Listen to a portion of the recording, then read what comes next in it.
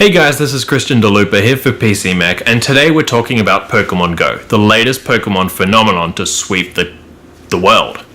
Now, a little bit about me. I'm 22 years old, which means I grew up living and breathing Pokemon. Whether it was the trading cards, the TV show, or the games, Pokemon was a huge part of my childhood. I'm sure you can imagine, therefore, why it piqued my interest to hear that there was a new Pokemon game for mobile. Pokemon Go is the first Pokemon game to be released to the smartphone, and as such has the potential to be a huge hit. In fact, since being released just a few weeks ago, it's become an absolute phenomenon, perhaps even more than the original Pokemon games for Game Boy. We took a look at the new Pokemon game and played it for a few days to see what all the hype was about. Now, Pokemon Go is actually a very simple game to play.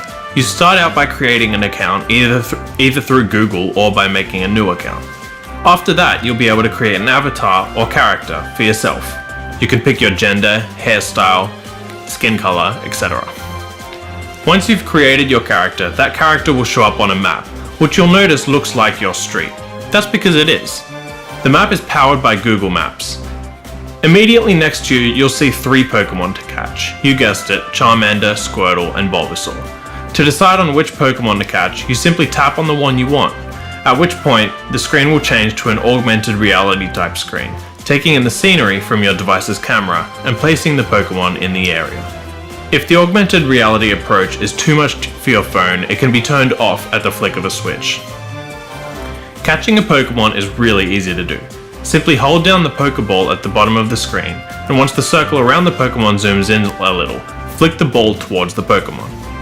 Pokemon can be placed at different distances from you, so you'll need to flick it hard enough to reach the Pokemon, but not so hard that it goes too far.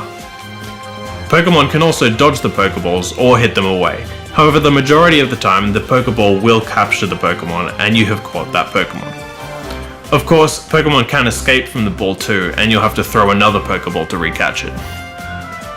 That's really the gist of the game. You wander around your area, yes, you'll have to go outside, and wild Pokemon will show up for you to catch. You can also collect extra Pokeballs at Pokestops, which are located at landmarks around the map. You might also find other items like potions for healing your Pokemon, or incense, which draw Pokemon to your location. And you could be given eggs, which will need to be placed in an incubator and will hatch after you've walked a certain distance. So why would you need to heal your Pokemon? The goal of the game is to capture gyms, which basically consist of going to a gym and battling whichever Pokemon is placed at the gym, as long as it's a Pokemon from another team. There are 3 teams in the game, and you'll choose from Valor, Instinct, and Mystic when you reach a certain level. If your team currently holds the gym, you can place one of your Pokemon there as a backup, or if another team holds the gym, you can battle it out to try and take over. Once you take control of the gym, you can opt to keep one of your Pokemon there, which will defend the gym against others trying to take it over. You'll also gain rewards in the form of in-game currency, which can be used to buy items from the store, like Pokeballs, more egg incubators, and so on. The only other way to get that in-game currency is, you guessed it, by paying real money. Of course, the real goal of the game is to catch Pokemon. The more you catch, the higher level you'll get. Also, just because you've already caught a Pokemon doesn't mean you shouldn't catch it again should you come across it. Each time you get a Pokemon, it will come with candy for that Pokemon and extra Stardust.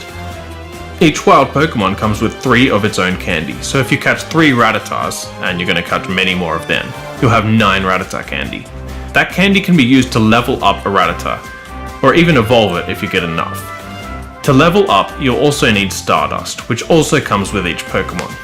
And don't worry about having a million Rattatas in your inventory. You can transfer Pokemon to the Professor and you'll keep that Pokemon's candy and even get an extra one from the Professor. Unlike previous Pokemon games, battling is not turn-based. Instead, you simply tap on the enemy Pokemon really fast and you'll attack it. You can also dodge by swiping left and right or perform a special attack by holding down. Now, there are a few things that make Pokemon Go an awesome game.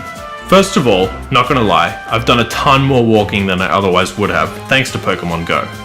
The game is truly addictive, especially if you grew up around Pokemon. While you can certainly spend money in the game, so far I haven't felt like I need to. You'll get plenty of Pokeballs at Pokestops, and if you're a good enough shot when you're trying to catch Pokemon, you shouldn't go through those Pokeballs that quickly.